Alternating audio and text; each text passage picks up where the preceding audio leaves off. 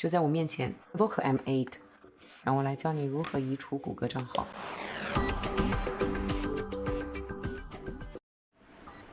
首先，打开你的手机拨号器，然后一直往下滑，找到谷歌，接着打开你的账号，就是这里，点击管理你的谷歌账号。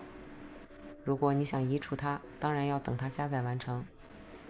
如果你想移除它，点击并选择管理，在这台设备上的账号，点击这个，然后点击更多，选择移除。如果你真的想移除它，确认一下，点击确定。我用指纹或图案来确认，如你所见，它已经不再与你的设备关联了。你可以添加另一个账号，任何账号都可以。请订阅我们的频道并点个赞。